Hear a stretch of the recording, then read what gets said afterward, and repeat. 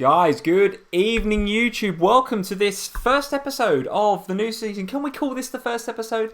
Let's call it the first episode. The first episode of the 1920 season for FPL Family, our Game Week 1 preview. I am Lee, this is Sam. If you are new around here, because we have had a ton of subscribers, a ton of followers over on Twitter. So if you're new, thank you very much for following us and subscribing. Welcome along.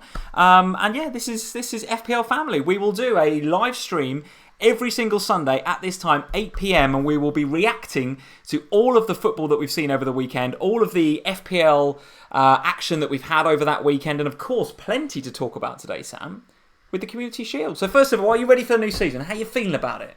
Did the Community Shield get you hyped up today?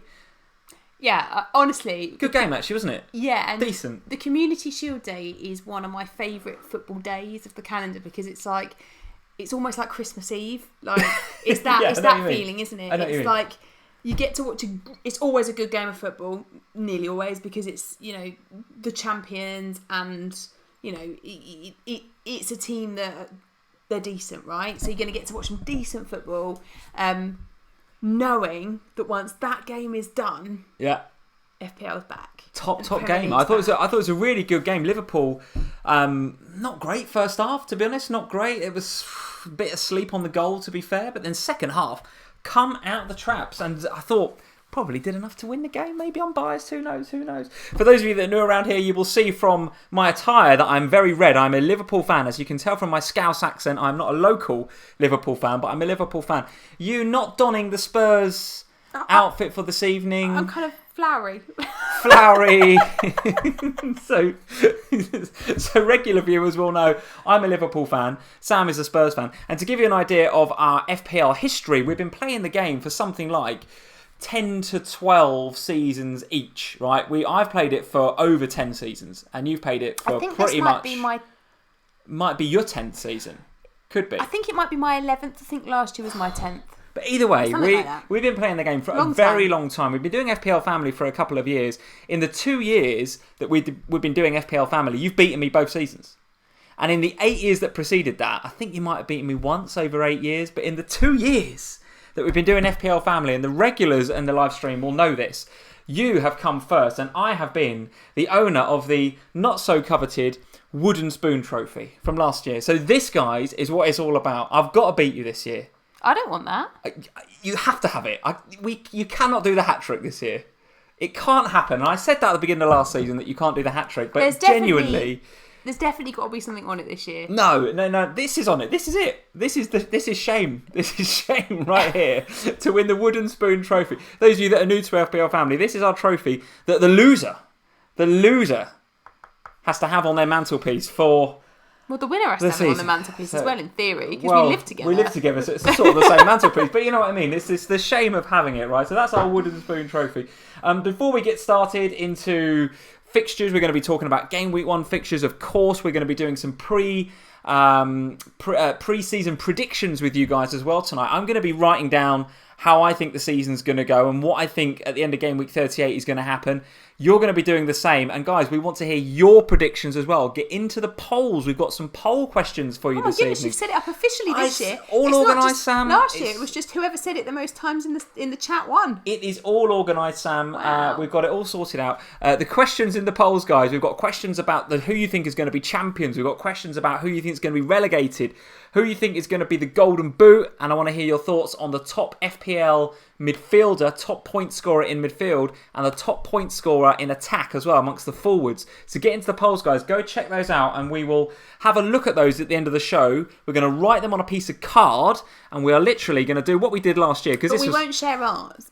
We'll just write ours down. So as a community, you guys will know what you predict. So you will know from the polls. FPL Family Community 1920 predictions. We're going to write it on some official cards. Fancy. Very, very fancy official FPL cards, because of course we are working in association with the game again this year. Very happy to be doing that. So you'll be seeing us on the FPL show for Game Week 2, I think. For Game Week 2, August the 15th, we'll be on the show, guys, so look out for that. So we get all these cards from Jules and James whenever we go down to the studios. So we're going to be writing your predictions, guys, on this card, putting it in this envelope and sealing it and putting it in a drawer, leaving it for 38 game weeks, and we will get it out in May, and we will find out whether you guys knew what was going on. We will do the same. Are you relegating Watford again this season? I famously relegated Watford last year, and you famously relegated Newcastle. To be fair, they were quite bad last year. Yeah. So I'll be doing the same. There's Lee's predictions. There we go. I'll be doing the same. Blank right now, but we'll be doing that at the end.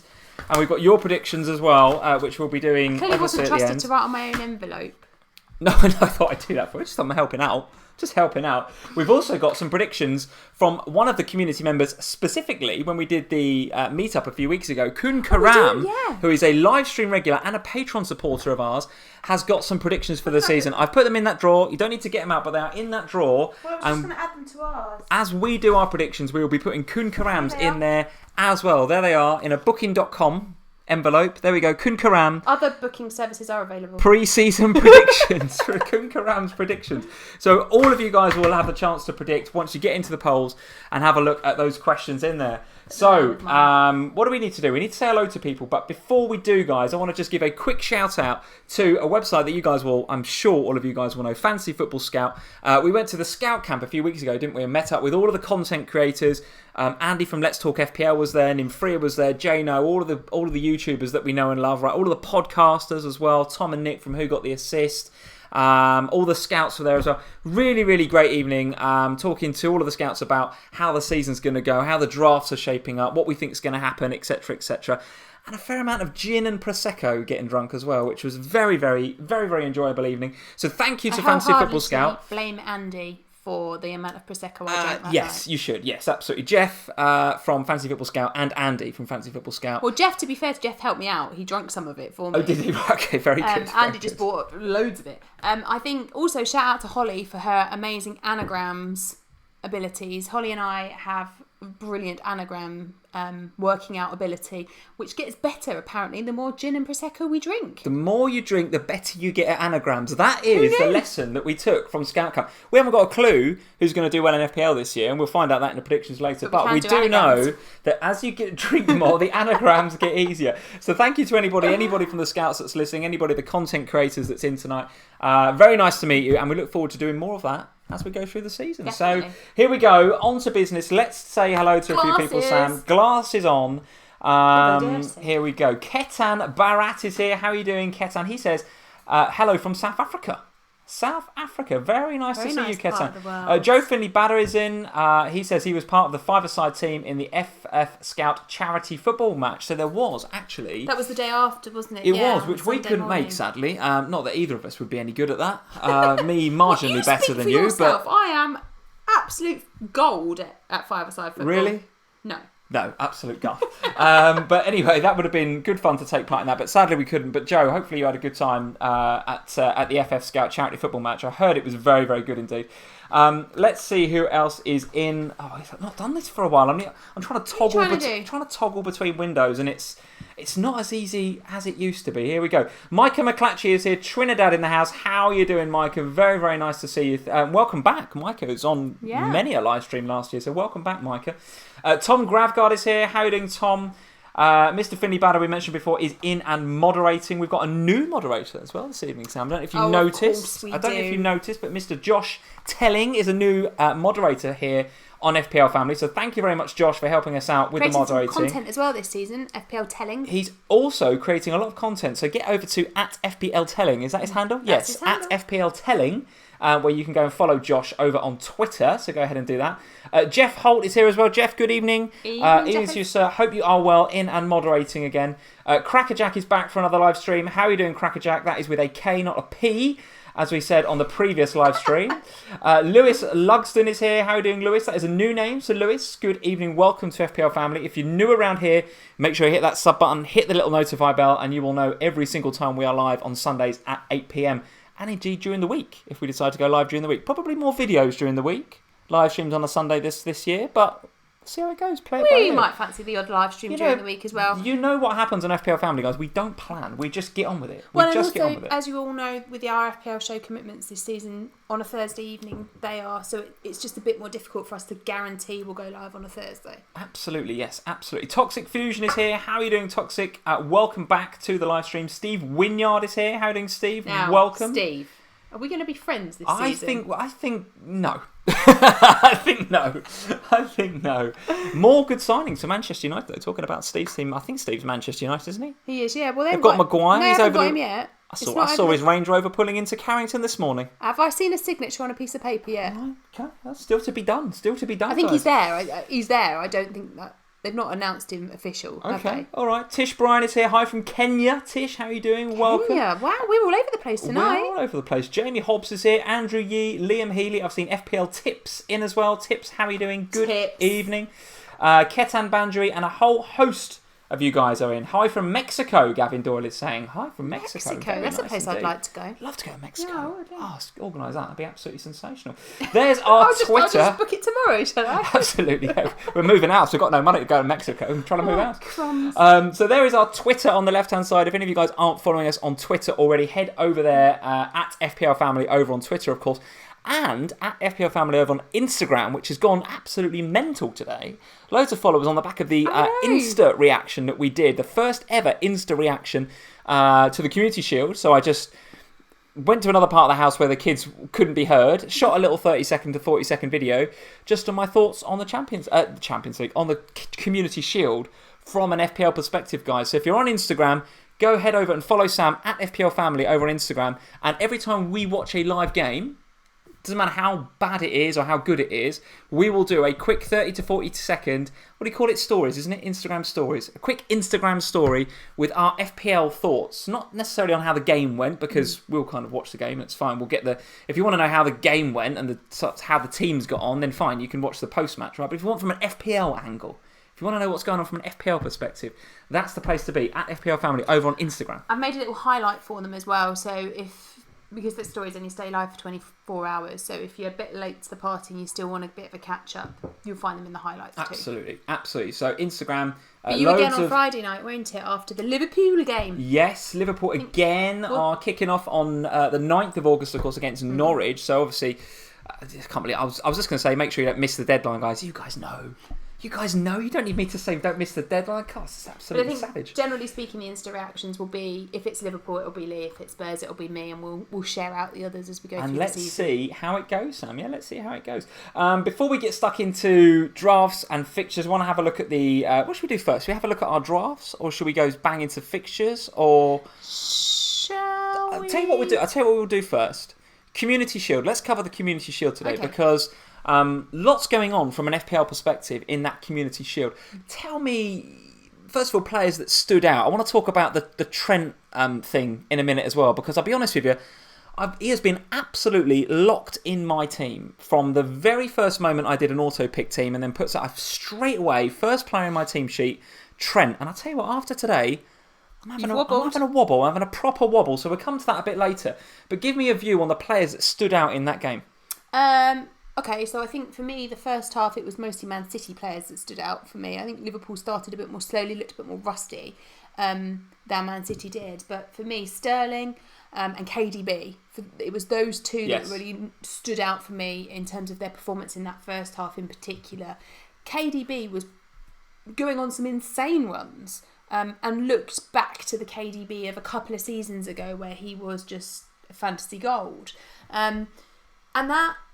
made me feel somewhat better, but also worse in some points. Really? Right. Yeah, because I was kind of hoping that one of them would look a bit not quite as good as the other.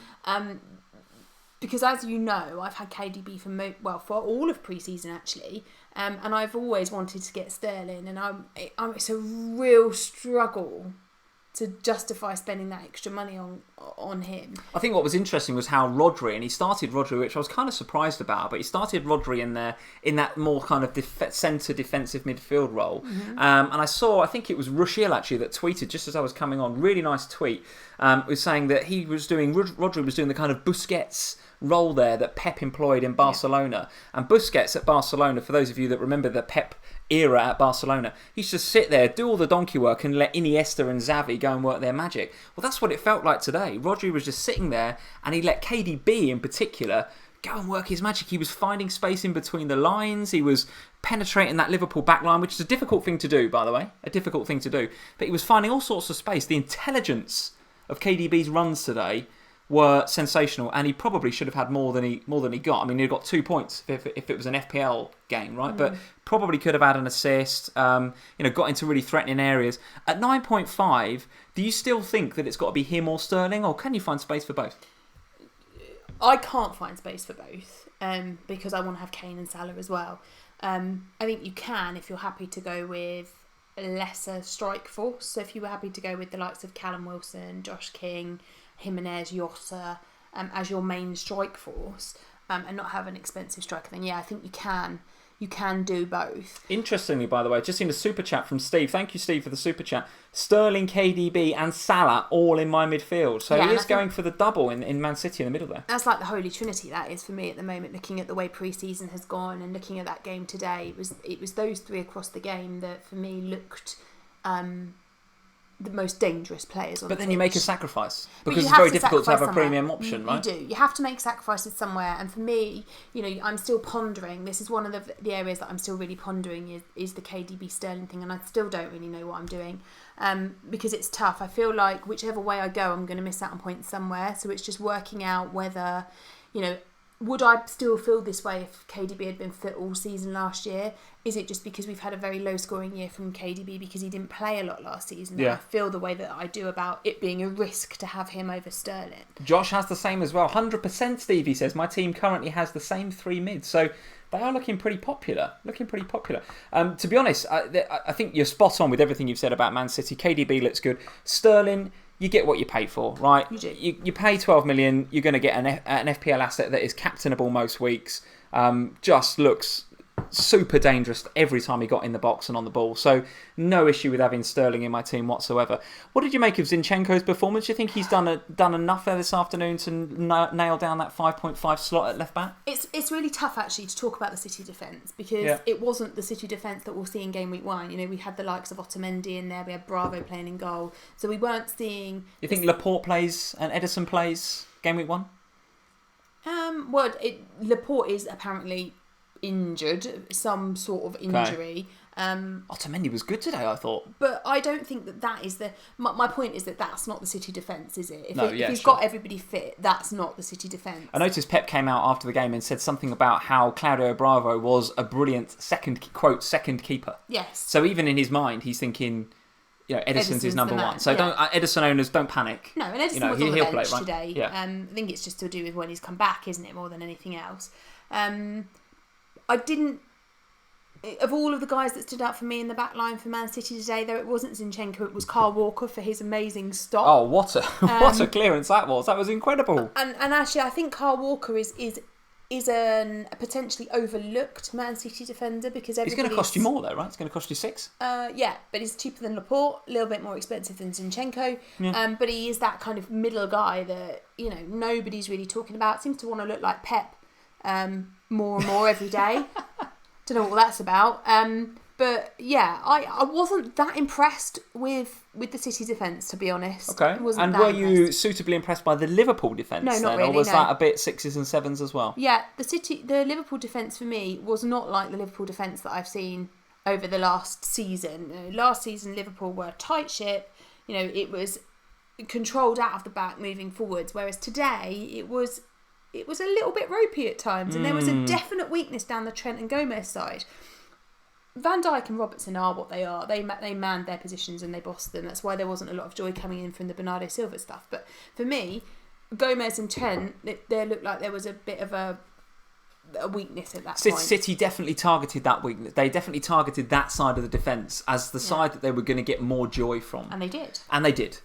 In the same way that Liverpool were trying to, every time Van Dijk got the ball or somebody like Fabinho picked it up in midfield, they were trying to ping it just over Zinchenko's head for Salah to move on to, right? Mm-hmm. So we were both targeting the so-called weaknesses in each other's defence. But you're right, that Gomez at centre-half and Trent at right-back, it didn't look that cohesive, I'll be honest. And what's worrying as a Trent Alexander-Arnold owner in FPL, as I currently am, and I know a lot of you guys are at 7 million in the game, and rightly so, because he's got points potential all over the place.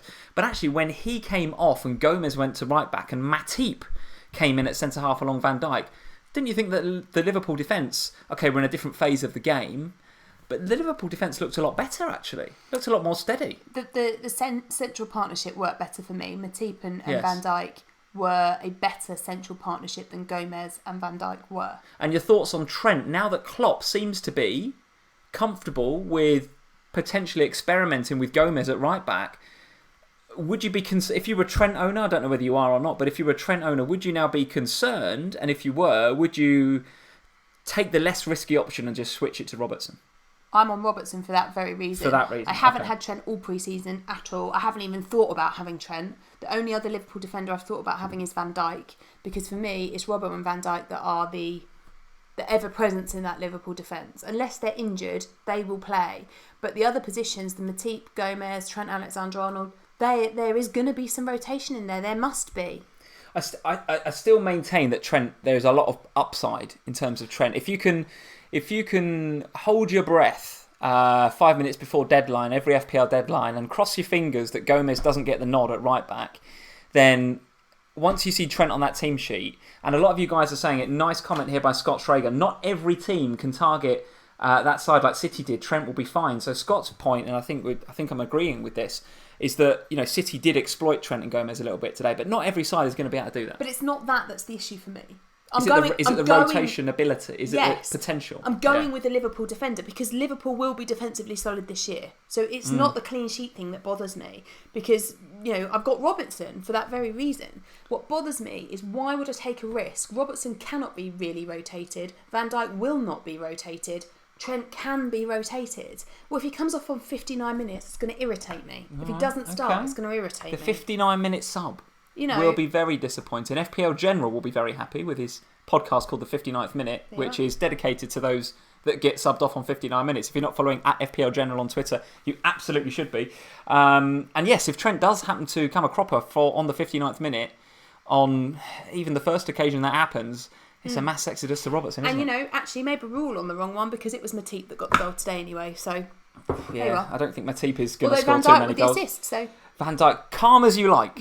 Like, Van Dijk, with that little assist, isn't it? Absolutely beautiful. Moving on from the Liverpool defence. Let's see what you guys are saying before we get stuck into drafts and fixtures. Let's see what you guys are saying about the Community Shield. Liam Rist, hey Liam, how you doing? The 59th minute sub only happens to Christensen. Don't get me started on that guy. Don't get me started. August the 4th, and Christensen's already been mentioned. I think Liam has already. He played this week. I don't care. He's rubbish, and I think Liam has mentioned it more than one occasion in the Patreon Slack. So thank you, Liam, for mentioning Christensen. Get him in. Go on. Let's see what you guys are saying. FPL Chancellor Dan is in and moderating. Dan, good evening. How are you doing? Van Dijk and Robbo are my security blankets. Yes, Dan, I'm interested to know, though, whether, Dan, you are keen still on the double up on Liverpool defence, because we haven't exactly looked watertight in pre-season, and today, particularly in the first half, looked a bit flaky, to be honest. A bit wobbly. Yeah, a bit wobbly. Azzy is here, who was in more or less every live stream last year. So, Azzy, welcome back. Nice to see you, buddy. Trent was rotated in big games. That's the worry. Yes, there was always that. There'll always be that fear. And for a 7 million defender, do you want that fear? No, I don't. When he plays, he'll get you points, and there'll be a lot of upside. There's a high ceiling, as you guys are saying in the live chat. But do you want that fear? No. For your most expensive defender. Not sure if I want that fear. I've got the fear already. It's not even game week 1 yet, and I've got the fear. I want certainty. Tom Gravgard, yep, Sterling is essential in his opinion. Yeah, I think you're absolutely right. Particularly the way benches are going to look this year. If we want all of these premium assets, can you risk having a defender who don't play? Well, possibly. What's going to Martin Kelly's going to come on? JXO is saying Sterling is going to run at West Ham and Spurs fullbacks and absolutely tear them to pieces in the first few games, is what he's saying. Mind your mouth. Difficult to disagree with that. Spurs fullbacks, we don't have any. Well, Foyth injured as well today. For a long time. So he's out. So you're kind of having to play Serge Aurier, which... Might be KWP. Oh, really? Goodness me. Well, Serge Aurier's not fully fit. God, you've got to go and buy somebody then, haven't you? We have been linked with somebody today, haven't we? What? No, so as soon as Foyth went down injured, Poch got on the phone, didn't he, to leave? He's like, right, buy me a new fullback. I need another one. Get me Danny Alves. Right, let's have a look with him in the past, he don't want to come. Let's have a look at... That's Fantasy Football Scout. We Been there already. Let's have a look. Here's my draft, which we'll talk about a bit later on. Here's some of the fixtures, Sam. We haven't got time, as ever, to go through every single fixture. But let's pick out where we think the FPL points are going to come. City and Liverpool, I think we're done, right? But I do want to talk about Man United and Chelsea, which is the very last game, actually, on Sunday at 4:30pm GMT here in London. Man United... signings left, right and centre, some defensive reinforcements which look very, very... two really good very, ones. very good acquisitions. Let's not beat around the bush. Wan-Bissaka, we know him and we love him from last season, and in pre-season he looks like a tank again, right? A very, very good signing. And Harry Maguire, just sensational signing. They've done exactly what they needed. They needed defensive reinforcements. Arsenal, take note. They had to go and buy some decent defenders. They've done that. The question still in my mind remains whether they have a decent centre defensive midfielder to shield that back four. But nevertheless, they've gone out and they've identified a problem, and they've gone and fixed it with two key signings. Chelsea, on the other hand, complete opposite, cannot sign anybody, so therefore have to make do with what they've got. But have looked very, very good in pre-season. Yes, they Barkley have. On penalties at 6 million. Pulisic hitting the ground running and bigging up the fact that seems to be... mates with Barkley. He's talking about Barkley. He just knew where Barkley was going to put the ball. There's some quote, wasn't there, about the fact he wanted the ball and Barkley just knew where he'd be instinctively. I'm thinking this is a 20-year-old American over here that's coming from Germany that looks to be hitting the ground running. Pulisic, no issue at all at 7.5. Having him in your teams if you fancy a punt on the American. I mean, it's Frank's a legend though, right? So that's why. Frank Lampard at the helm. What do you think about these two teams, Manchester United and Chelsea? That's a very, very intriguing game from my perspective. Fascinating game for me, that one. I think that it's a really tough one to call. I think I said right back at the beginning that I was tempted on Aaron Wan-Bissaka, and as pre-season's gone on, I've become more and more convinced that I want Aaron Wan-Bissaka in my fantasy team for this season. Regardless of the price hike that I've got to pay to have him, I've become more and more certain that he is the player that I want in my team. As for Chelsea, as pre-season's gone on, I started going, no chance. There is no chance I want anyone from Chelsea. And then... They're going to be a gold mine, aren't they, surely? And then... Yeah. You start watching them, and actually they look decent this pre-season. Tell me about Barkley then, because Twitter was going crazy the other day when he scored a penalty and assisted Pulisic, and seems to be a bit of a favourite from Frank. Now, we know that there is going to be competition for that spot from the likes of Mason Mount and Loftus-Cheek when he's fit. Can't think of anybody else. Kovacic, right? There's going to be loads of players that potentially... Jorginho, we're not even sure where he's going to play either. Yeah. Barkley seems to be Frank's favourite, but you're not going to get that certainty, I don't think. So how do you feel about Barkley? And it's tough, but I really, really, really want to put Ross Barkley in my fantasy team. 6 million feels like a nice price point to have a punt on somebody like that, doesn't it? Yeah. Because there are other options in that 6 million bracket. I really fancy him. I like the idea of him. I feel like Frank has kind of seen a bit of himself in Barkley, a bit of the kind of player that he once was. And I think he knows how to coach him because that's what he did. Yeah. I think there is competition there with Mason Mount, who has also had a great pre-season, but I think he's still... For me, I think Frank needs to start the season, particularly in these early games against the likes of Man United. You need to get a solid team out there and kind of assert yourself, and I'm not sure that you need to take the risk of playing a kid like Mason Mount that early on when you can play. I think Ross Barkley... He knows his game though, right? He knows how Mount plays. Yeah, he does, but I just think that when you've got Ross Barkley, who is Premier League tried and tested, why would you not play him? Yeah, I just can't help but feel, guys, and tell me what you think in the live chat, whether Barkley is a bit of an... We've been there before with Barkley, haven't we? We've been burnt before from an FPL perspective with Barkley. We've all been there.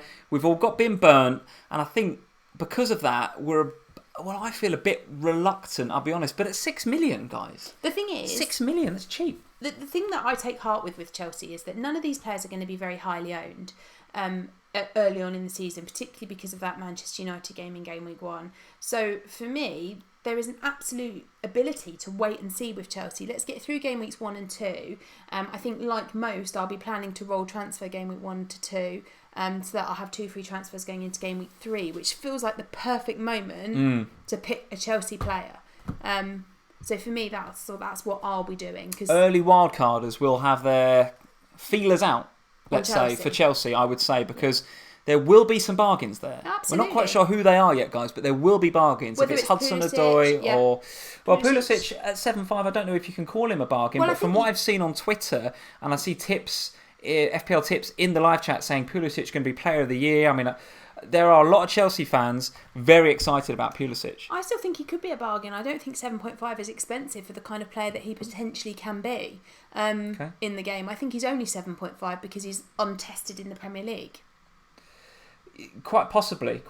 And of course, forget the midfield for a second. When you look up front, you've got 3 strikers. Depending on who kind of settles in there, Giroud or Abraham, help me out, Batshuayi. Out of those 3, all 7 million, priced like that by FPL, I think, by the game, because they don't know who the key Chelsea striker is going to be, and nor do we know. And there's been so much rotation in pre-season in that position Absolutely. But when it becomes clear we're going to have a 7 million striker, let's not forget that Chelsea finished, 4th in the Premier League last season?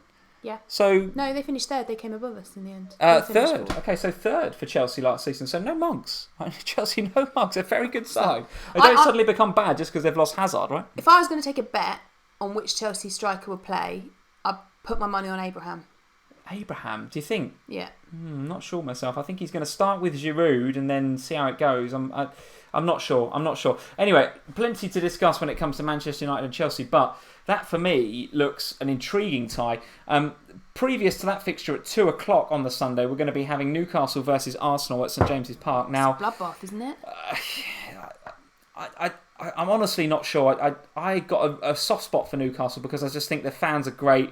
I've been to the stadium. I've watched them play. The fans are great. No, I do. I think Newcastle are a fantastic club. I really do. I think they're run by a complete clown. I'm not sure about Ashley, but I do think they're going to struggle, guys, this year. I honestly do.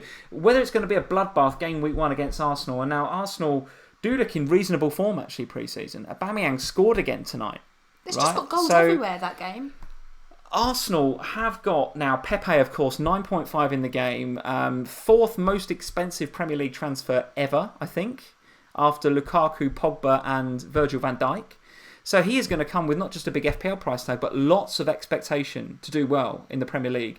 So with him and Aubameyang and Lacazette, and even Ozil, I think, got an assist this evening. So could we be looking at Barcelona? He's going to turn up for that. Could we be looking at an absolute goal machine in Arsenal that just cannot defend for their lives? I honestly not sure how that game's going to go. I would sit here and predict an away win, but Newcastle versus Arsenal, what are you saying? That there's just goals everywhere. I don't see... I mean, Arsenal can't defend. They need to defend. They need to buy some defenders. But they have got some quality strikers. Aubameyang and Lacazette, we know, both of them. I know that Lacazette hasn't travelled with the squad to Barcelona because of his niggle that he's got, but both of those top quality strikers. Aubameyang obviously shared the Golden Boot last season, so there is no denying the talent that man has. Add Pepe to the mix, and I think you've got a really, really attractive looking front 3 in those 3. I don't buy into the Ozil thing. I can't get on board with that, but the rest of it, I just feel like Newcastle will not be able to defend against them. I just don't feel like Newcastle will have the strength to hold off that Arsenal attack. And very quickly, because we've got a super chat from Steve we need to come to in a second, but quick thoughts on Pepe. 35 goals in 74 games for Lyon in Liga 1 in France. 22 goals last season, which was second only to Mbappe. Also got 11 assists to go with those 22 goals. 9 of them were penalties, by the way, of those 22. And did they have VAR already? I think so, yes. So okay. 9 of the 22 were penalties, but he won 6 of them. So it's not as if he's, jammily getting those, he wouldn't be jammy getting FPL penalty points. He's getting plenty of assists to go with those as well. So would he be on pens at Arsenal? Well, good question. It'd be between him and Aubameyang, I guess. Aubameyang on him last season, I think, wasn't it? For the most part. Yeah. So I don't really know. I don't know enough about Pepe to say whether he's worth 9.5. For me, he's very much a wait and see. Yeah. If you could have him or KDB in game week 1, I think you'd have KDB, wouldn't you?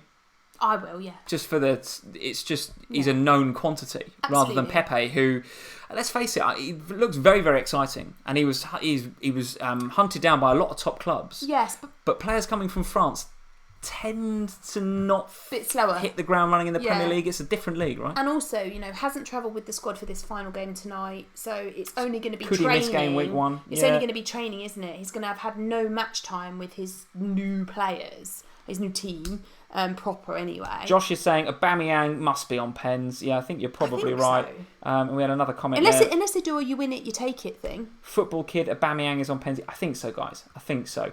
Let's go back to a couple of super chats. I think there was 2 more before that as well. Oh, really? Okay. So Steve Wynyard is saying, before the last friendly, Ollie said that the team would be who plays versus Chelsea. Matic and Mata played and are awful, especially Matic.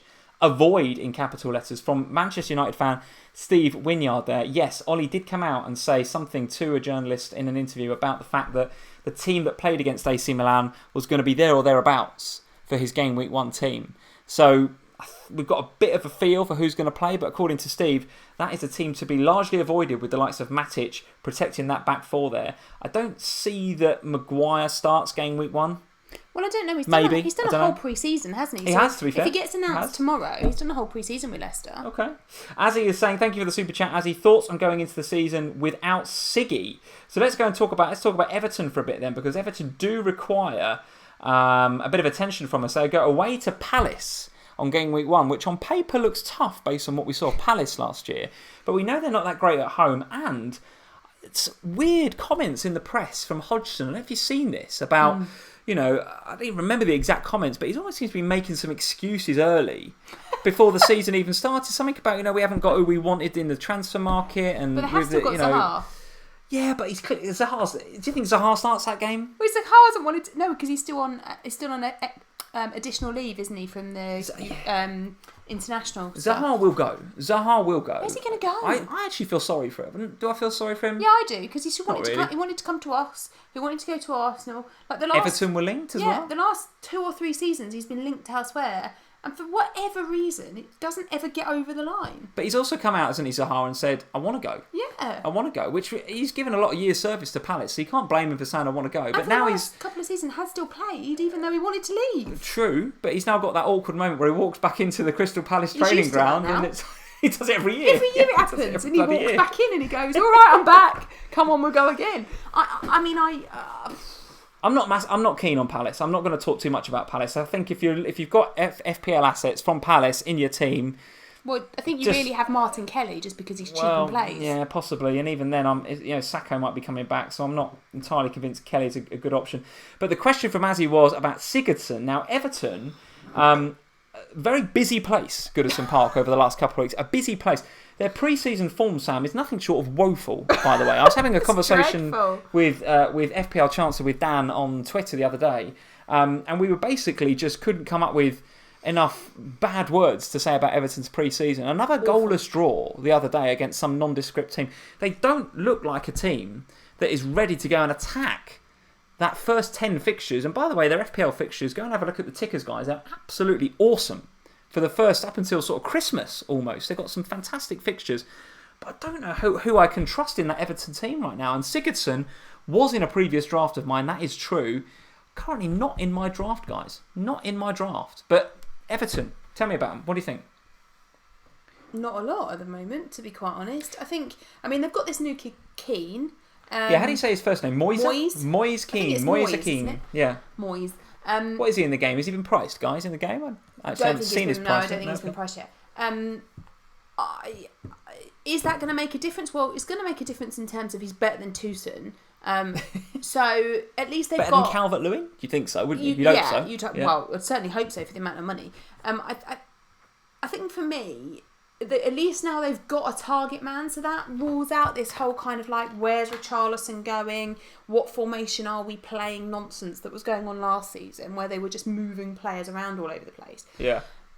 Richarlison surely will stay wide left now, he right? Will Siggy now, number 10, Keane up top. Yeah. You'd think so, wouldn't you? But, for me, this Everton thing is a real dilemma, and I think it is the same for all of you guys and all of the kind of major FPL community who listen to all the chatter and all of that kind of stuff, because as you say, the fixtures are incredible for weeks and weeks on end, so you want to buy into that, but the form is appalling, absolutely appalling. So I've had Dean in my draft the whole way through. Like, I've not taken him out, and I'm sitting there looking at him thinking, I could spend that money on a lot of other real quality defenders, but I'm picking you. I'm doing this whole stupid FPL thing where you go, the fixtures, I must pick one. But we say it, don't we, time and time again, that, you know, like, I'm sorry to bring this up, but when you triple captain Salah and there was no. Why does that come into the equation? Well, because there was no form to back up triple captaining.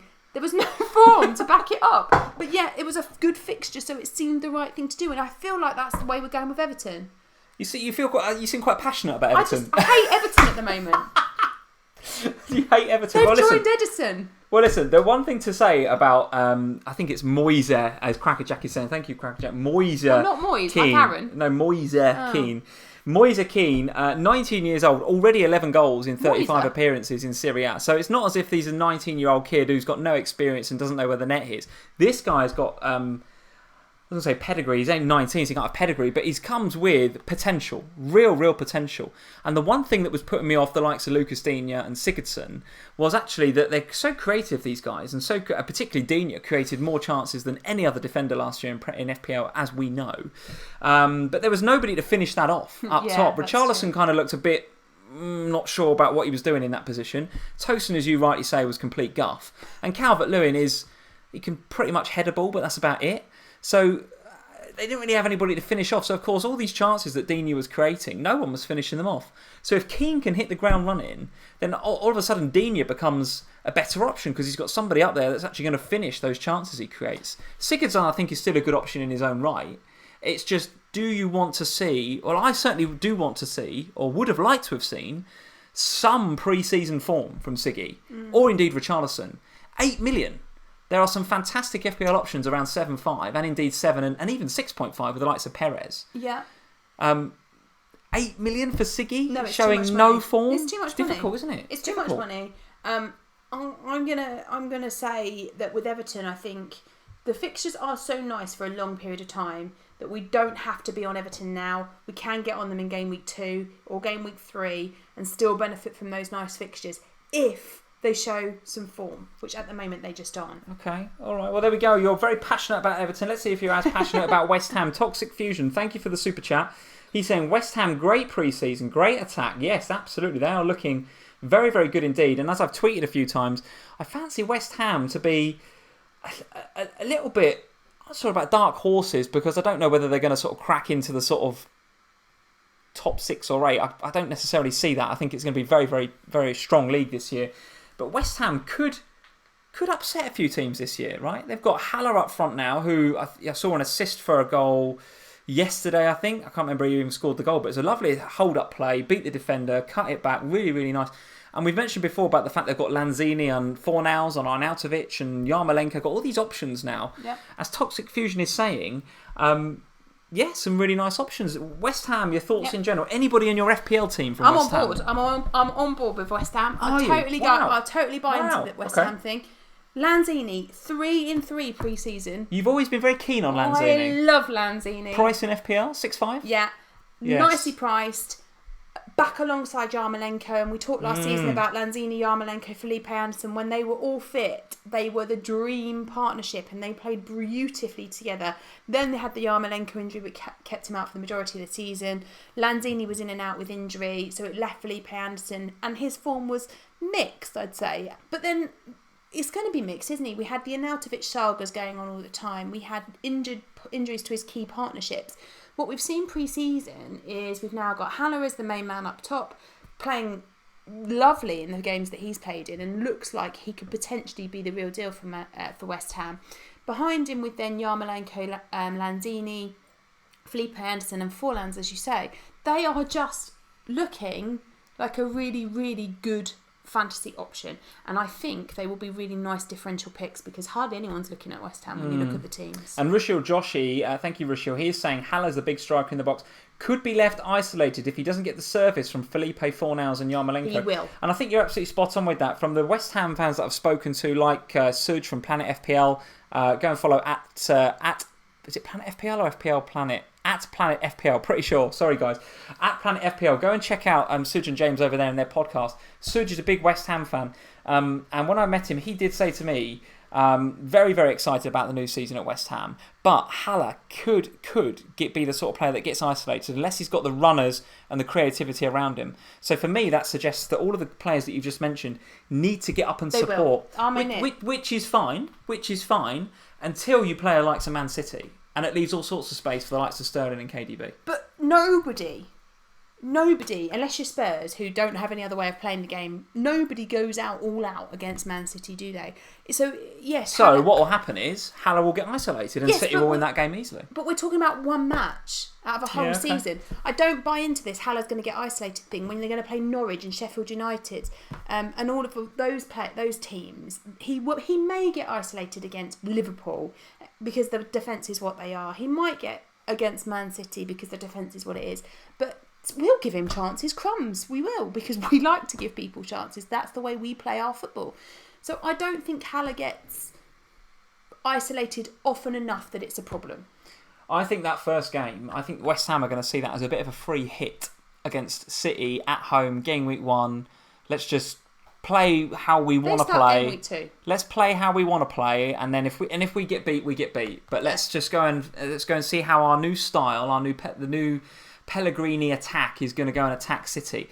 Yep. And I think because of that, they were going to leave space in behind. I think Sterling is an outside captain choice for game week 1 because of that. But don't overlook the fixtures after that Man City game. No, I'm 100%. And when we do a game week 2, game week 3 preview, yes, absolutely, you can consider West Ham. But for game week 1, I don't think you can consider West Ham. Is what you mean is it's a transfer waiting to happen? Yeah. Is that what you're saying? So, okay, fair enough. We're talking about our free hit teams effectively at the moment, where we can bring in who we like. If we're seriously talking about not making a transfer game week 1 to game week 2, then you need to have West Ham. So you're going Lanzini game week 1? Yeah, probably. Okay, all right. Let's have a look at the fixtures then while we're here. West Ham fixtures. Man City at home, then Brighton away, Watford away. 2 away games back to back for West Ham after that. They were better away than they were at home last year. Okay, interesting. Norwich at home, which is clearly very nice, and then Villa away. So it's not... Keep going. It's not... Well, I don't know how to. It's this, isn't it? There we go. Let's see. West Ham, yeah. Oh, it's getting really small now. Man United, Bournemouth away. Keep going.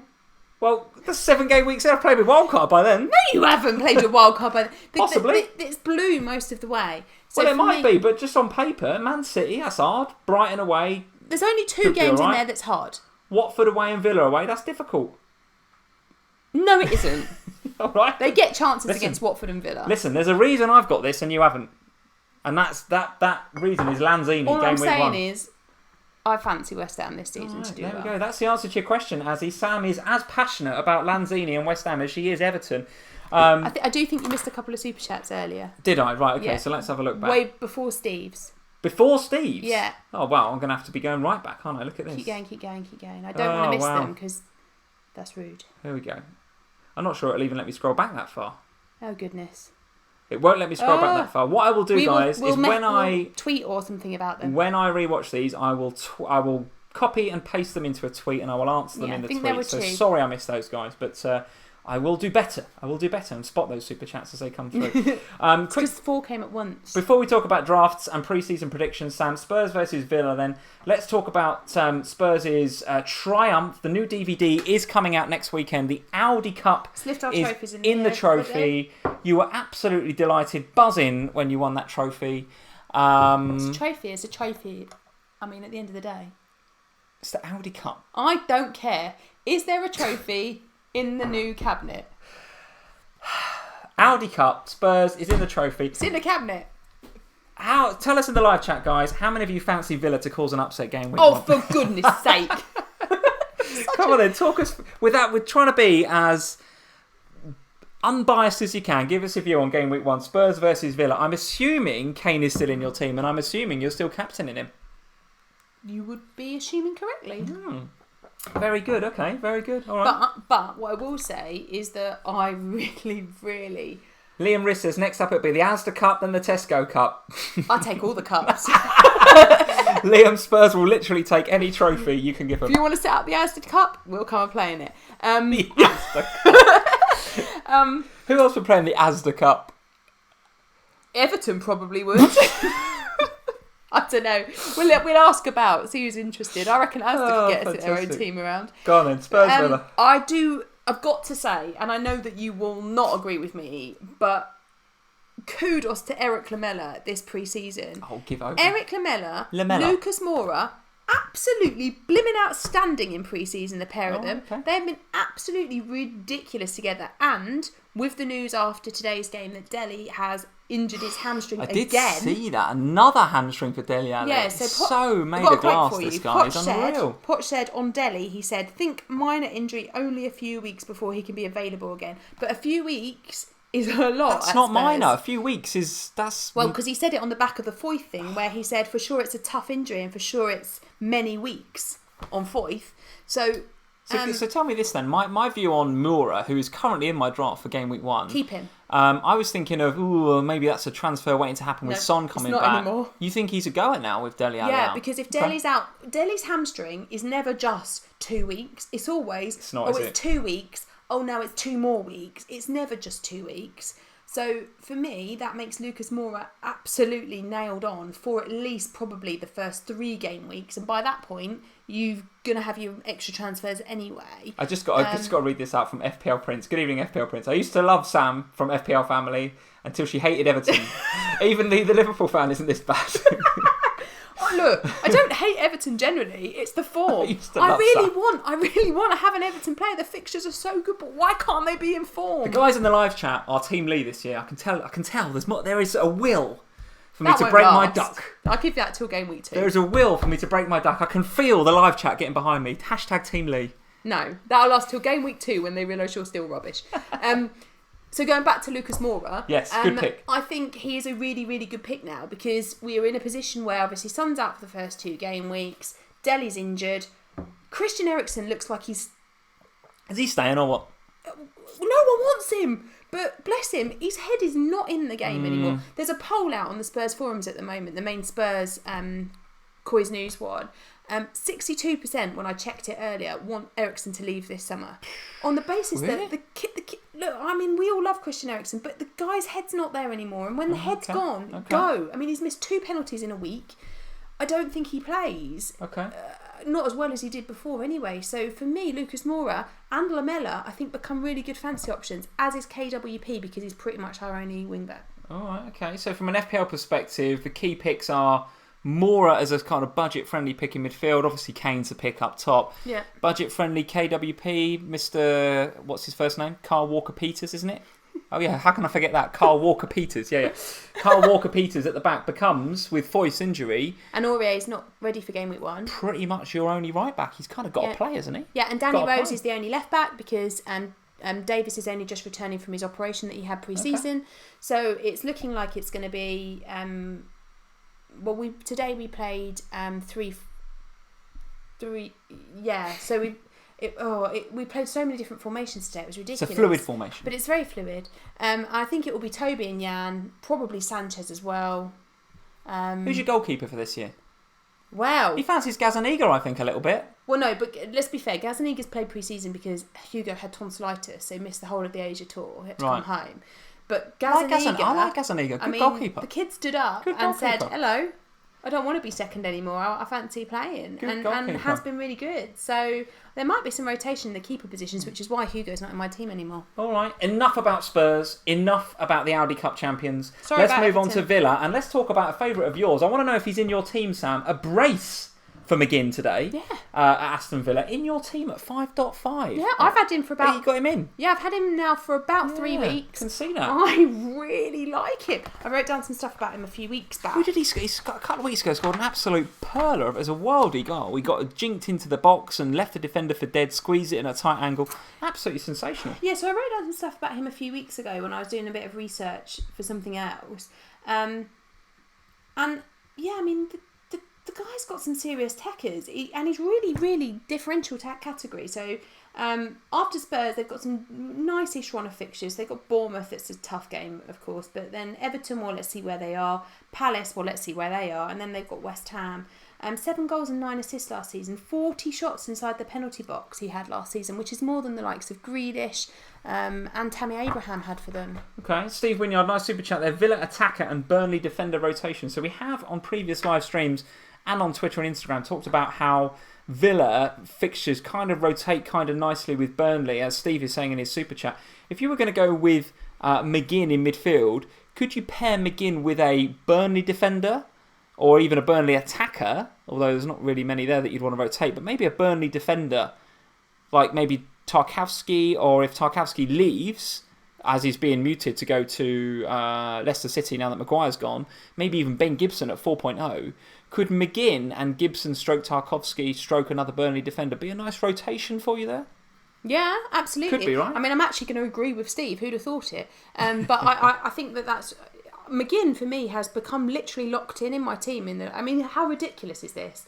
But the kid's been on real form over You pre-season. do like him. You've mentioned him a few times. I really like him. Yeah. And I think... But then having said this, I did this last season, didn't I? Who was it I picked from Fulham? And I decided I really wanted them and I had them and then they cost me a load of value on my team. Kearney, wasn't it? Oh, yeah, it was. Yeah. Thanks for bringing him up. Yeah, it was Tom Kearney. So, it could all be nonsense again and I could have got this completely wrong, but I really like him and the pre-season form backs it up. Okay. And a nice comment from Vinyl Richie. Vinyl Richie, welcome back to FPL Family. Welcome back, Richard. Very nice to see you. Can Richard keep up with his stormer of a start in FPL last year? Do you remember that?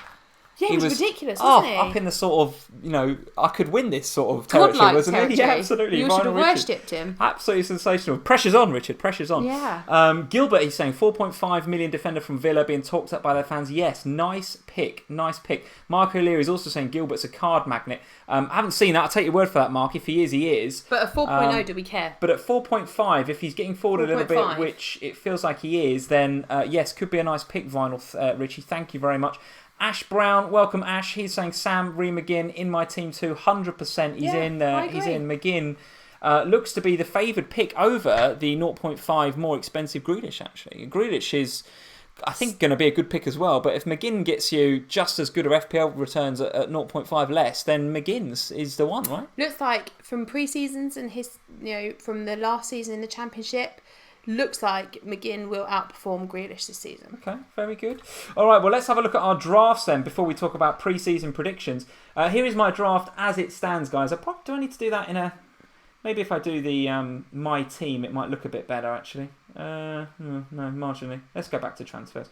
So this is my draft as it is, guys. $1 million in the bank, weirdly, which feels very wrong. Wait till see what's in mine. Very, very wrong. But here is my draft as it is. Plenty of tinkering time to go, but here's how I'm looking right now. Trent is probably, well, is almost certainly going to come out for Robbo. I think that is going to happen. Just because I really hate to do it because I've been bigging Trent up all summer, but that substitution today suggested to me that Klopp is happy with Gomez at right back. He thinks that Gomez can be a bit of an asset at right back, and to be honest with you, Gomez looked good at right back. So because it's my most expensive defender, I don't want a risk. No. I do not want to take a risk with my 7.0, so I'm going to probably put Robbo in there. Digne is back on the radar now that you've got Moise Keane in the mix. I'm going Digne back again. That could change, but Digne is in right now. Zinchenko is in because I think he's the cheapest route into the City defence, and I think I wouldn't say he's nailed on, guys, but Mendy looks far from the first team in that minute, not just from an injury perspective, but also from a Pep hates him perspective. Angelino could come in, but looked pretty out of his depth in the pre-season games that I saw in terms of the highlights. So I think Zinchenko is there or thereabouts at the moment. Yeah. Interesting injury to Sané today on that left-hand side. I feel really sorry for Sané. Do you? Why? I just don't feel like he's had a real chance lately. He's got an opportunity to play today. He gets injured. He's walked up for the Shield. I don't think he's going to be really, really badly injured, but let's see. I hope he gets his transfer, bless him. Lundstram comes in for me at 4.0. Now, I must admit, this is the power of FPL Twitter right here and the pods that I listen to, because I had no clue about Lundstram. Why would I? I've never even heard of the guy. But apparently plays midfield, probably a bit more defensive than attacking, but sits in the middle of that Sheffield United midfield. Now, a lot of Sheffield United fans saying that, he won't play. He won't play. But he has been playing in pre-season, and he is getting pitch time. So a 4.0 out-of-position defender, all right, it's for Sheffield United, so they're not expecting a lot of big things, but here he is, John Lundstrom. Could he be the FPL wizard that we're all looking for? I don't know, but right now he's in there. And then there's Gilbert that we mentioned before. He's in there at 4.5. The midfield is looking as such. I've got Salah and Sterling in there. I just can't see me taking either of those guys out. I just can't. I just think they are going to be just awesome, both of them in FPL this year. So they are staying there. Lucas Moura was a 2 to 3 week punt before Son come back. But if he's showing form and does well in the first couple of games, he's going to stick around, Unbelievable. clearly. He's been so good. I think he's been really good in pre-season, so I'm going to stick with him. Perez comes in at 6.5. Talking about good pre-season form, Perez has looked absolutely sensational. Agreed. As have Leicester. We haven't really talked much about Leicester, but in pre-season have looked very, very good indeed under Rodgers. Lots of creativity and options, as we mentioned before, in that attacking midfield area. Tielemans looks like a proper player, by the way. I've talked about him plenty of times on Twitter. For me, looks a bit like Modric did a few years ago. Maybe gets the assist of the assist. Might be wrong about that, guys, but if you're going for a 6.5 Leicester midfielder, Perez is playing up there with Vardy. He's going to get the FPL points. I mean, Tielemans will tick over, but Perez is going to get the points. So I'm going Perez right now, and I've gone Barkley in at 6 as a bit of a punt, right? But we'll see whether he stays or not. I'm not sure. Den Donker was in there up until kind of a couple of days ago, and up front, I've got Yatta and Wilson as my 2 players. I think a Bournemouth player is almost essential. I was looking at their fixtures the other day. They've got some absolutely sensational fixtures for a number of weeks. So if you're doubling up on Bournemouth, then that is absolutely a viable strategy. And I did have Fraser in my draft for some time. I also had King for a little while as well. But I've listened to a few pods. I've done a few stat crunches. I think Wilson looks to be the main man. He looks very, very good indeed, despite the fact that he likes to troll me. Despite that. Does look very, very good. Yotta in there again on pre-season form. Now I know that Wolves have got the Europa League and all that. I need to keep an eye on this over the next few days. But Yotta has looked in really, really good form. Was hyped up to the highest of high at the beginning of last season and never really got in his stride until Nuno Espirito Santo changed the way that he played, changed the Wolves style in the middle of last season. Yeah. Jota came to the fore, was fantastic. He's picked up where he's left off, as far as I'm concerned. For sure. Not just in the pre-season games, but a couple of videos I've seen of Wolves training. He looks bang on it.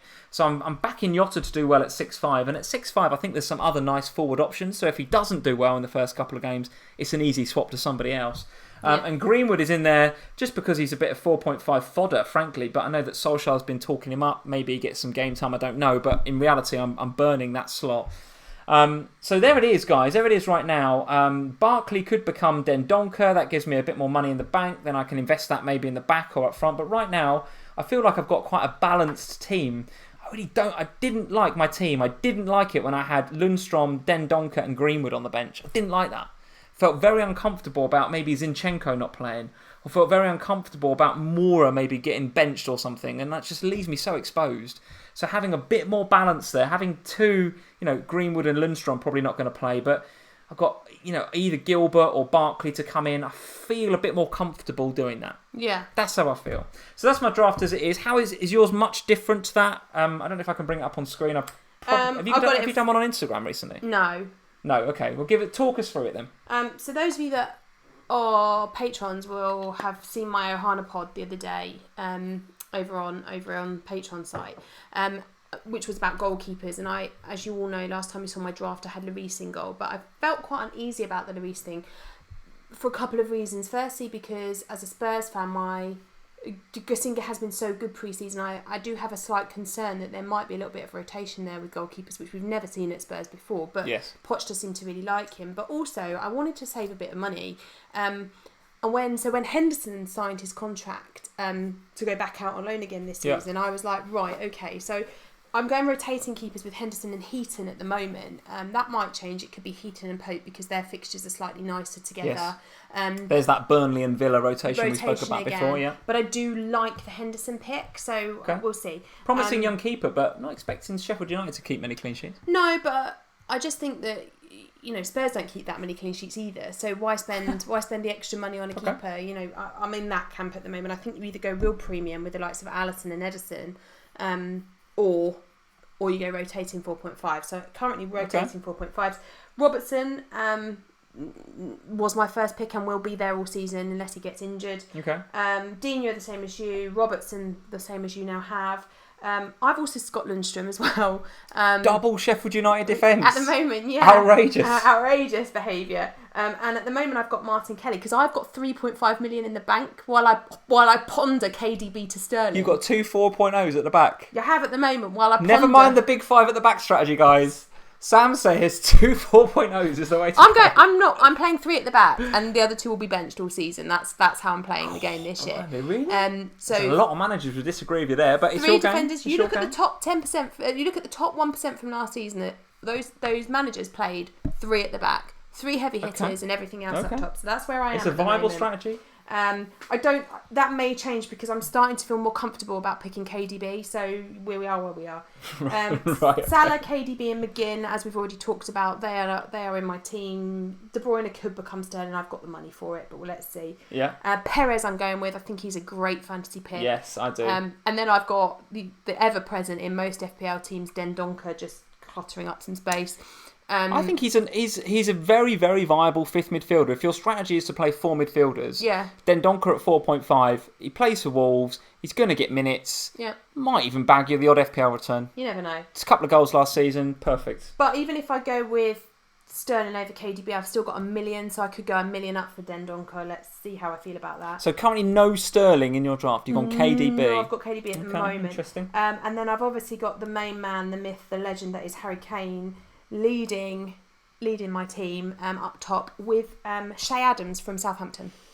Nice pick. I like Shay Adams. Yes, okay, very good. What you're thinking about Shay Adams? 6.0 is nice value for a player that I think is going to suit Hasenhüttl's style nicely. High energy, direct, quick.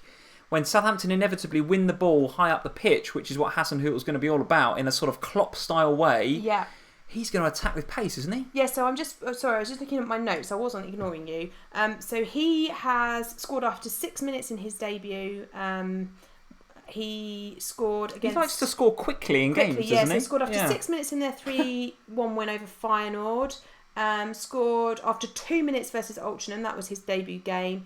And in his last pre-season friendly against Cologne, he won a penalty which Danny Ings scored, and then he also assisted Højbjerg.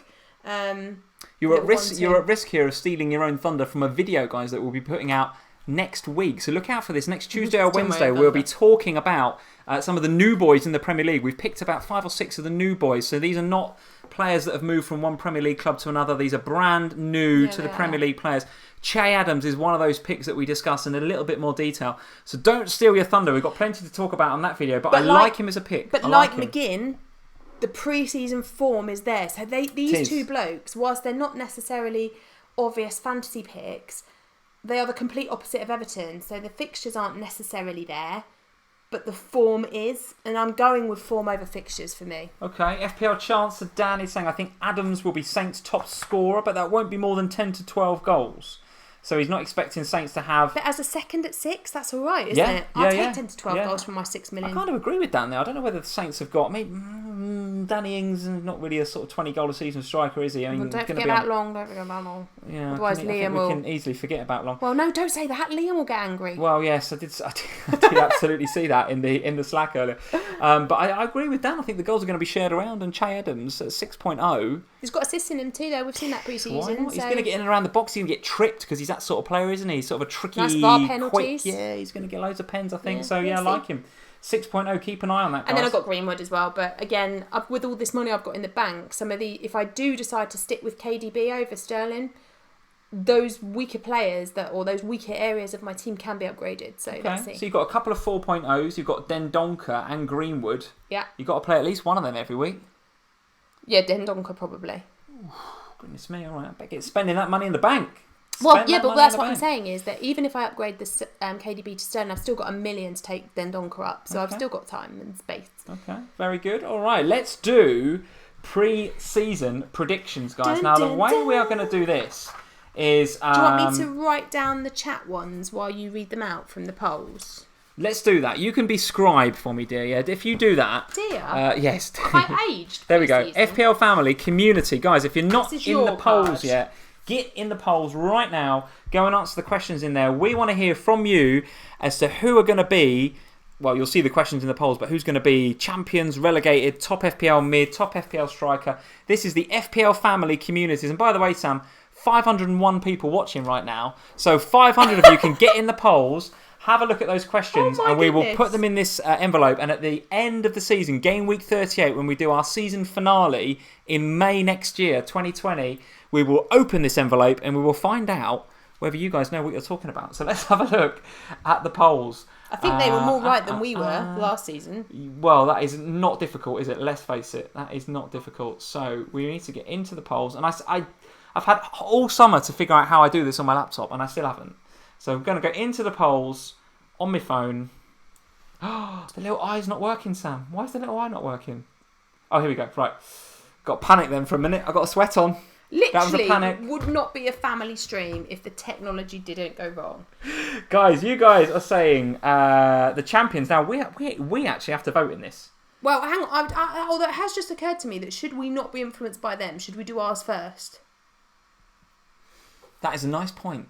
How do you want to do this? Do you want I think we should do ours first, because otherwise we could be influenced by what they've said. We will not be influenced by the FPL family community. We shall not. Right, now you can't see. I'm not looking at you, for goodness sake. Why would I copy you? You've got the wooden spoon trophy. Right, champions. Write your champions down.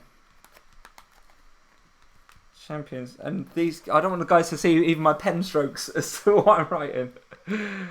Right, there's my... Why are you writing it up in the air like that? There we go. Right. I genuinely don't know. Second place? Should we do top 4? Yeah, we did last year. Okay. So do second to fourth. So champions and then second to fourth. I have.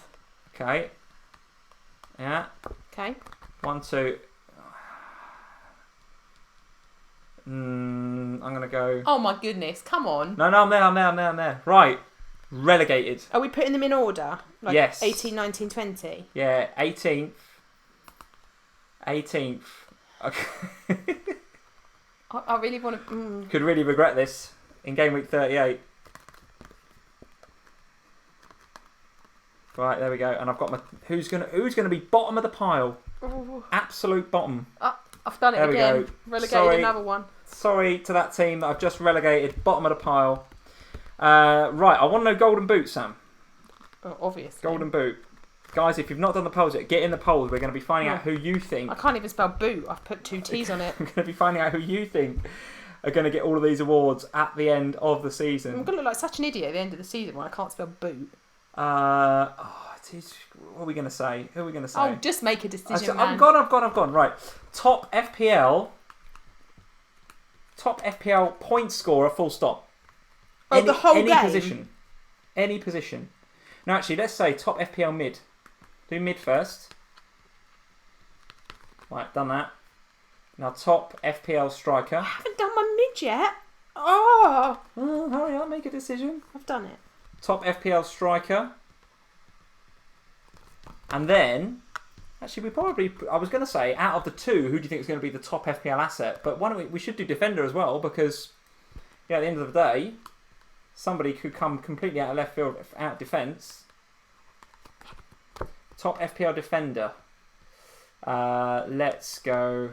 Okay, I've done that. Okay, and now, out of those 3, assuming that you don't think a goalkeeper's going to be top, who's going to be top FPL point scorer out of those 3? Can we just call that fantasy gold? Fantasy gold. Put a little asterisk by it or something, right? I'm just going to write fantasy gold. Right. So what have we done? Champions, 2 to 4, relegated, golden boot, top FPL mid, top FPL striker, top FPL defender, and your top FPL overall point scorer. Yep. What else do we need to do? That's it, isn't it? No. What else? Lee or Sam. Lee or Sam? I'm obviously going to put Lee. Screw it. I'm obviously got to beat you this year. Right, those are my predictions, guys. Into a sealed envelope. Not to be seen again, guys, until game week 38. There we go. I mean, I've just written Sam to beat Lee again. Because obviously, that's a stupid question to ask, but I like it because we're going to ask you guys. They think, so there we go. There are. No, have you scribbled? Oh, hang on. You've put it in the wrong envelope. Have you scribbled across the back so that they know you've not cheated? Yes, no cheating. We will have no cheating on FPL Family. There we go. I've ripped my envelope. Oh, that's you cheating. There we go. What do you mean cheating? 1920 predictions. Lee, there we are in the bag. Here are Kun Karam's 1920 predictions in the bag. Sam from FPL Family, 1920 predictions in the bag. Right, Sam, here's your pen. I've got a pen. The guys are saying... Top 4. Guys are saying... and guys, I haven't put this in the polls, so get in the live chat now, and whether you are hashtag Team Lee or hashtag Team Sam, and we will do a quick straw poll to see the temperature in the community. Champions. Now, we have to vote in this so I can see that. Well, why don't we just vote in for a team that we know won't be involved? That's fine, I've done it. The guys think Manchester City are going to be champions, Sam. Okay. Manchester City champions with 74% of the vote. Followed by? And then Liverpool at 20%. Yeah. Spurs, Chelsea and someone else all at 1%. So given that I put those in there, and I didn't put a thing in here about who's going to be in the top 4, all that we can say is just champions Man United. That's all we can say. Man United, you just Man said City. It ain't going to be Man United. Well, we put Liverpool second because they were the second in the poll. Fine. Bottom 3, who will be relegated? Let's go for... the guys think that Sheffield United are going to be absolutely bottom of the pile. Okay. Bottom of the pile, Sheffield United with 35% of the vote. Newcastle United, 29% of the vote the guys are going for. So they think Newcastle are going to be 19th. Norwich then with 23% of the vote. Aston Villa, interestingly, only 1%. So a lot of love for Aston Villa. I have to agree with you guys. Norwich 23rd. So it's going to be Norwich 18, Newcastle 19, Sheffield United 20. That is what you guys in the FPL family community are saying. Golden Boot is going to be Salah. 51% of the vote, Salah. And Kane with 19, Aubameyang with 17. But over half of you guys think that Salah is going to win the Golden Boot in FPL, or in the Premier League, I should say, this year. Got a lot of Liverpool fans in tonight. Top FPL point scorer in the mid. I would assume that this is also Salah. Yes, it is. Top point scorer in the mid. Salah. 60% of the FPL family community saying that Salah is going to be the top point scorer in midfield. And amongst the forwards... The guys are going with Harry Kane. 46% of you are saying Harry Kane. Honourable mention to Pierre-Emerick Aubameyang, by the way, 37%. Aguero in at 8, Vardy in at 3, and someone else at 4. So 46% of you are saying Kane is going to be the top point scorer amongst the forwards bracket. Do you have a defender? I didn't. I can only put 5 polls in there. So that is all I've got for you, Sam. That is all I've got. Well, we can always just ask. And the guys are asking overall. Let's see. Well, I couldn't do it in a poll, Sam, so we'll just have to take the answers that we've got. What are you guys saying about hashtag Team Lee or hashtag Team Sam? Let's have a look. Team Sam, Team Lee, Sam, Team Sam. They're quite split. Team Sam, Team Sam, Team Sam, Team Sam. Doesn't seem split. There's a whole host of you guys there on Team Sam, so I think... All the pressure. There's a lot of Team Sams. Guys, seriously? They think Sam is going to win between you and I. Of course they do. They know. They've been watching us for 2 years. They absolutely know the drill. You're absolutely right. Russia is saying Team Slam. Yeah, love that. Could be a dead heat. You and I on the same Love Island. points. That'll be our Love Island name. Oh Jesus! I thought we were over Love Island. Because it's the reunion when we finish this. Screw that. Not watching that. Can we just do an overall top points FPL asset go? Well, in the chat. In case we've been doing this for 2 years, Sam. There's a little bit of a delay in the chat. But they do it now. But by the time we've had this argument... That's why I'm having the argument, so that we've given the guys chance in the live chat to answer your question that I haven't put in the polls. Well, I mean, the polls were a bit... I'm not saying anything about your polls, but... So what is the question you're asking? Who will be the overall top point scorer in FPL this year? Because we haven't got a defender either, but we'll just... So Salah or Kane, guys. Salah or Kane, top point scorer. You guys have said that Salah is going to be top mid, Kane is going to be top forward. So top point scorer in here. Salah. Otterley. Thank you, Erling. Salah. Paul J. Salah. MZ Ludo. Salah. I'm just going to be at Salah then. Mohamed Al-Baloshi. Salah. Abdullah Al-Mamman. Kane. Josh Telling. Salah. Couple of Kanes, but it's mostly Salah. We're going to go Salah. The Egyptian King, as Zach Twyman has quite already said. The Egyptian King, it's Salah as top point scorer. So there we go. Stick that in the envelope. There's yours. Just in case you there you go, guys. There are your predictions. Stick that into the envelope. I'll draw a little heart on the back of yours. A few of you guys saying Sterling as well. Yeah, interesting. Should have gone from in the polls, guys. Missed that opportunity. So there we go. There are all the predictions. So we will get those predictions out, guys. 38 game weeks from now, we will get the predictions out on our very last live stream of the 1920 season. And we'll find out how much you know about FPL, how much I know, and the guys know about FPL. Let's find out when that eventually gets revealed. That is it, guys. We are out of time. We are way over time, an hour and 23. But my God, is it good to be back. It's good to be back, guys. Really nice to see all of you, the old names, the old faces, you guys that join us every single live stream. We're back and with a vengeance. So thank you guys for rejoining us. And the whole host of new people that have joined us. 470 in right now. We had 510 or something at one stage. So loads and loads of new faces. So guys, if you're new and you love the stream, please hit that like button. Really helps us out. We'd love you to do that. And if you're brand new around here, then hit that subscribe button. Hit the little notify bell as well. When will we be live streaming next, Sam? Next Sunday at 8. However, you will be able to find a cheeky video from us, which will come out during the week. We've got a little video coming out during the week about, as we mentioned before, some new boys coming into the Premier League. So look out for that. Tuesday, Wednesday. We've had a little bit of a... Luke's got a bit of an issue with his graphics. A little bit of an issue with Luke's graphics at the minute, or indeed his laptop charger.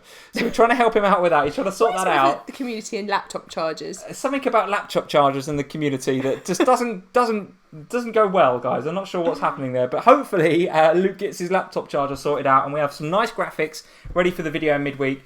So we'll get that to you in the middle of the week. Then it'll kick off.